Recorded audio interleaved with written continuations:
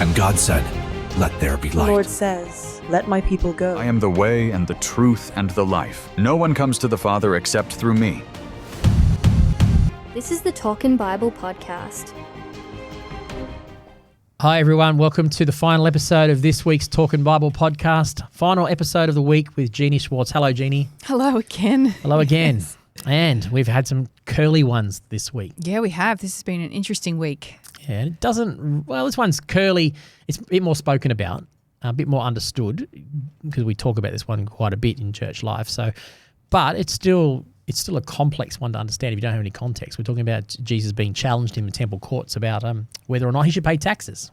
Should the Jews pay taxes? So where do you want to go? Well, let's just first of all mention this happens in three Gospels. This story appears. Yep. Slightly different in each of them. But Slightly different? I'm going to concentrate mostly on Matthew. Okay. It looks like in all of them it's happening at the same time, most likely during Passion Week. So towards the end of his life, I think. So he's already come into Jerusalem, ridden on the donkey or the colt? That's right. Presumably this is happening in his conversations with the Pharisees and the teachers of the law in the final week. He's already turned over the places in the temple, right? Turned money over changing. Money changing, yeah. So there's a lot of antagonism towards him at this point from the religious leaders. So, yes, all three, Mark 12 would be. So all three, Matthew 22, Mark 12 and Luke 20 are all in Passion Week. Yeah, I will just say that in the first verse of all of them, Matthew says it's the Pharisees who were trying to plot him. In Mark, it says the Pharisees and the Herodians. Yes, it does say. And then in Luke, it just says they were the leaders. Spies. The leaders sent spies. Yes. Yep. So who are the Herodians?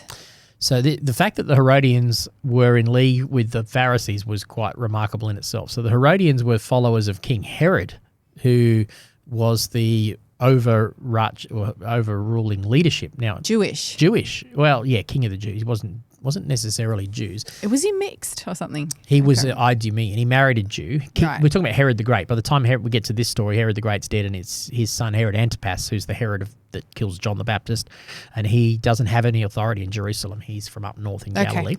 But the Herodians would have been disciples of Herod, or those that believed that, or basically Herod's lackeys, I suppose, and they and the Pharisees would not have seen eye to eye.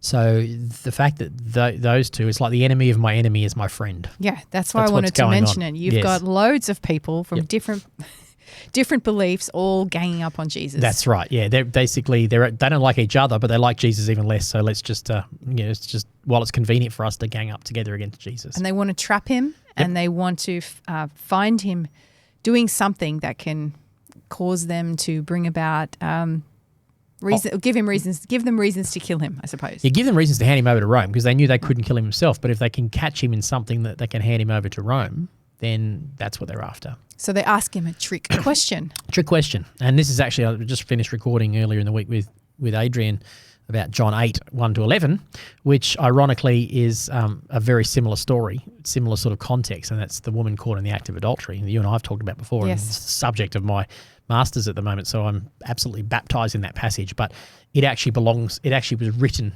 and most likely belongs in Luke, and it belongs in Luke at the same time as this story. It's found in the story of Luke in other Gospels, not in John's Gospel.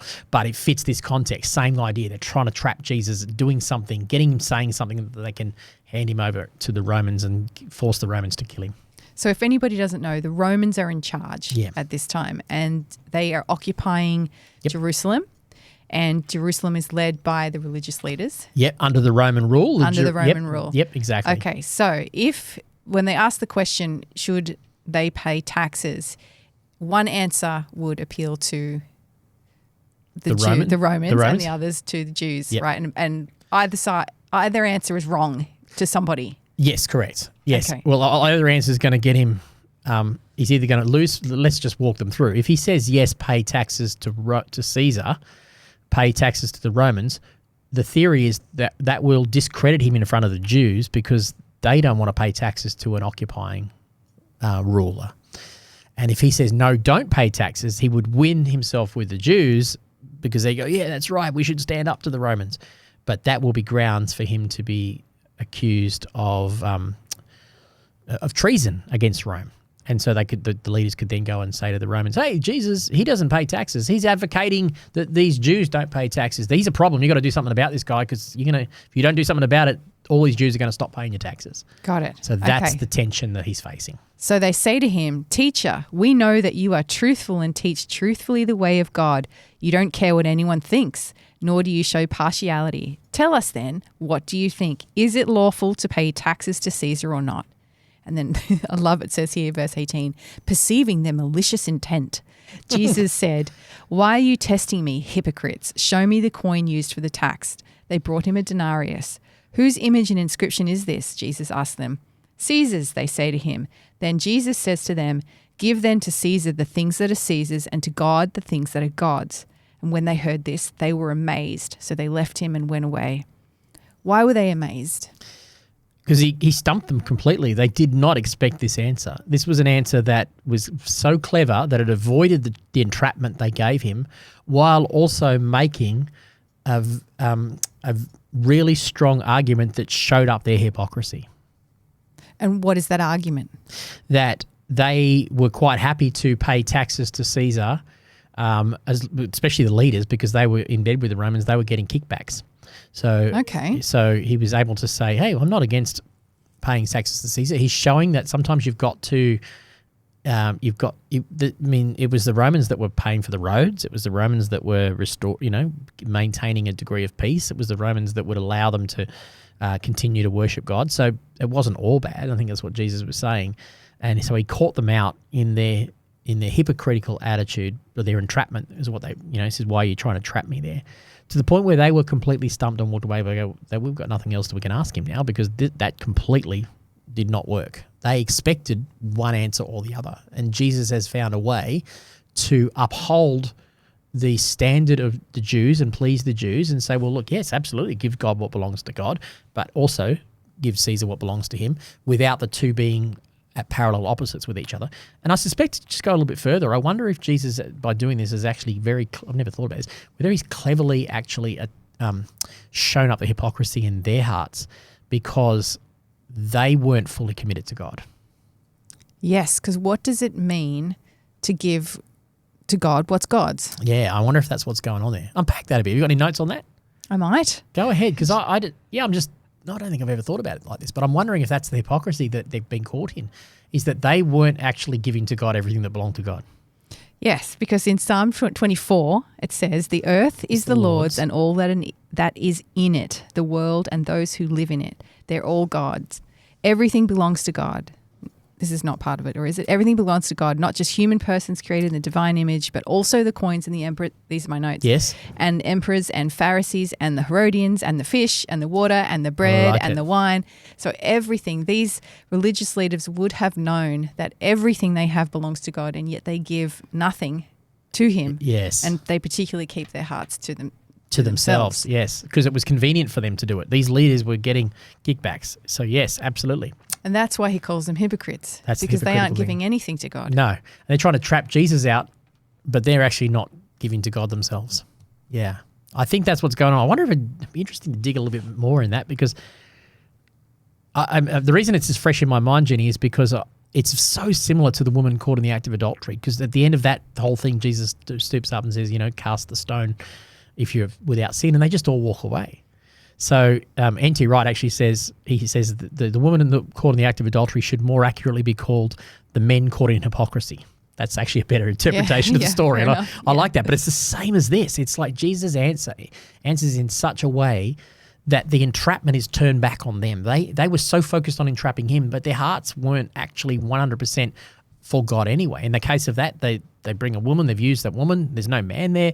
In this story, they don't really care about the money. They don't care about whether Caesar gets his taxes or not. They don't care about the people who are living in subservience to the Romans. They just care about catching Jesus. That's their whole priority. It's completely hypocritical. And that's right, because they're after Jesus because Jesus is disrupting the order of things at the moment. He's disrupting their place of power and authority. Yes. Yeah. And so they want to get rid of him. Yep. and not because they think This is the thing: is they might think that, oh yeah, Jesus is making claims about himself that aren't fair and just. I'm sure they do. They don't like the fact that he claims his divine attributes and all that sort of stuff. But when you cut to the chase, what most upset these leaders about Jesus, whether it's the Pharisees in Galilee or the Pharisees and the leaders and the Sadducees in Jerusalem, whatever, what most upset them is that Jesus, and we also John the Baptist as well, were taking crowds to themselves. People were being taken away from them. They were losing their fan base. They were losing their authority. They were losing their power and position. That's what upset them. Yes. And just to be clear, when people put money in the offering every week, it was the same denarius, right? They're not. Yes. It's not different money that they use for the temple. That's a good question. No, I think it was. Yes, they didn't put denarius in. They had to change. That was what the money changes was all about. So they wouldn't use Roman coins with Caesar's inscription, which was regarded as an idol on it. They would change that to a different coin, a temple minted coin that would be used for the offering. I didn't know that. Yeah, that's why I asked. No, it's not. And that's where the money change thing, the problem was that they were coming with their denarius, they're coming with their sheep, or they're coming with this, and they were trying to change it into doing money changes. And, money changes at the airports is still the same problem. Yeah, yep. They still usury even today, but that's what the problem was, that the exchange rate was unfair. Okay, so they had their own special money for the temple. Temple court, yes. Yet they were using the Roman coins. Yes, they had to use the Roman coins life. for daily life. Okay, so they were getting rich off the Roman coins as well. Yes, yeah, they were getting rich off the Roman coins as well. Okay, yeah. That's just I just wanted to. Yeah, that was the problem. These guys were benefiting from kickbacks in all kinds of ways: position kickbacks, power kickbacks, financial kickbacks. And they were jealous because the crowds were losing their affection toward them, or supposed affection or whatever, and following Jesus. And that threatened them. It threatened peace. And no doubt they thought it potentially threatened, they did think it threatened their peace, because if they were afraid, if the crowds followed Jesus, that would start an uprising, and then the Romans would come. You see this, this goes on, I think it's in John's Gospel. If this goes on, the Romans are going to come and take away everything. But what take away everything meant was they're going to take away everything that we have. That's right. All our power is going to be taken away, because the Romans are just going to institute their own governor, and we're going to lose all power. Once again, it was back to their own power and position and prestige that they were threatened by. And both this story and the woman in the well, the woman caught in adultery, illustrate these points. Verse 25 here, when he says, give to Caesar the things that are Caesar's and to God the things that are God's, it reminds me of, as it in Psalms when David writes, what you don't desire is money, you desire a Psalm broken 51, heart or a something. broken and contrite heart you will not despise. What does it say? Creating me a clean heart, O God. The sacrifices of God are a broken and contrite heart. If you desired bulls, I would have given the bulls. If you desired money, I would have given money. But what you're really looking for is a broken and contrite heart. Yeah. Yeah, so is that what belongs to God? Yeah, that's a good point. Our heart. Psalm 51, you could overlay over this whole story really well. Yes. What he's really looking for is a heart fully devoted. And these people were, well, Jesus says, these people honor me with their lips, but their hearts are far from me. Yes, yeah. And it also makes me think, and you've probably thought this as well, that this image of Caesar was on this coin, but the image of God is upon us. It's the heart, exactly. We are the coin. Yeah. And then the statement, give to God what is God's. It's like, if I'm made in his image, is he asking me to give all of myself to him? Brilliant. That goes all the way back to Monday's episode. Yeah, it does. It does. It arcs all the way back. That's what he's asking. We are the coin. And he is asking for all of us. We bear the image of God. And they would have known that. They should have known that, yeah. That God is after the heart and the image of God within you. Yep. Somehow along the line, they probably, I don't want to assume they never knew that. I think that if they've been raised, they would have known that. But somewhere along the line, power and prestige and position corrupted that, which I think is why we have to be careful. I don't think anyone sets out to go, I'm going to be, maybe the odd narcissist does, but I think most of us don't set out to go, I'm going to become an abuser of power and I'm going to make sure that everyone bows down and does things my way. But that's what power and position and money and wealth and prestige can do if we're not careful. The more we have, the more we have to be aware of that subtlety sneaking in.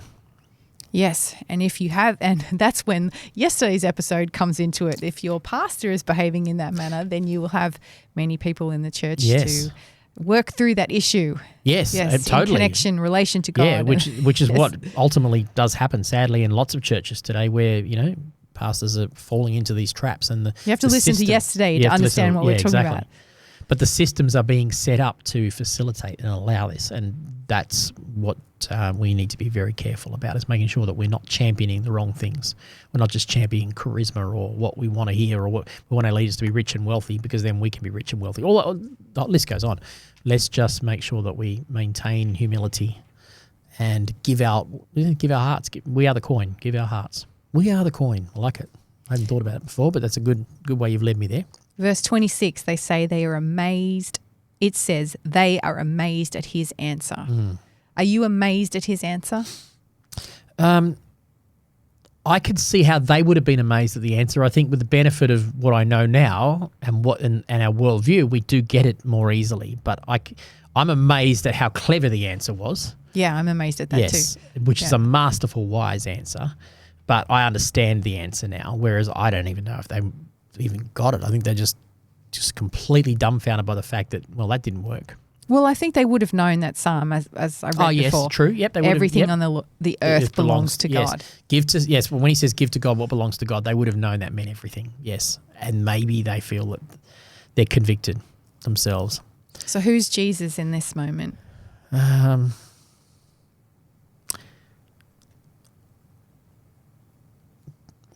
I'm going to say that what Jesus, I want to try and give a one-word answer to what Jesus is here, and I want to use a different one other than Lord, because that's what I used earlier in the week.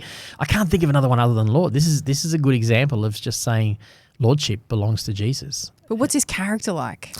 Well, that comes back to the second one this week where we talked about invitational. I think I'm seeing his absolute authority. I'm seeing him inviting people into a relationship with him and saying, hey, come to me, give me everything. I'm seeing him be a high bar, a directional. He's pruning those people. I think all of what we talked about this week summed up in this. I don't know. I can't come up with a one-size-fits-all answer for who Jesus is in this one. I'm going to have to get better at this when you interview me, Jeannie. I'm going to have an answer for everyone. What is Jesus in this? I can't think of one in this other than Lord. I think this is a high call. Put Jesus first. Well, it's not one word, but let's hyphenate it into one word. All-knowing. Yeah. He seems to know all the answers to everything. Yep. He's got all the answers. That's true. He knows all the answers indeed. He's certainly all-knowing. Well, you can say omniscient, and then it's all one word. Yes. There's got to be a twinkle in his eye when he made that statement, right? I don't doubt it. Yeah, a bit cheeky. Yes. It's probably worth noting here, on a side, this is one of only two political statements we see Jesus making that are related to earthly politics. See, Jesus' whole kingdom is political, but in a different way, from a different kingdom is from a different place, which is his other quote to Pilate, my kingdom is from another place. But here, Jesus does seem to be advocating that it's okay to live under an unjust, unfair system and pay your taxes. That's right. We didn't even mention that, which is a big part of this statement. Well, I think it shows that it has implications for how we live out our Christian life. Certainly, it doesn't allow us space to fight back, but it also doesn't allow us space to use the system for our benefit like the Jewish leaders were either. They were benefiting from kickbacks. I think we have to have a different view towards it, which says everything I have belongs to God first and foremost. And within that, I live at peace, honour the king, do all the things that Peter says in his letters, honour the leadership, but put Jesus first.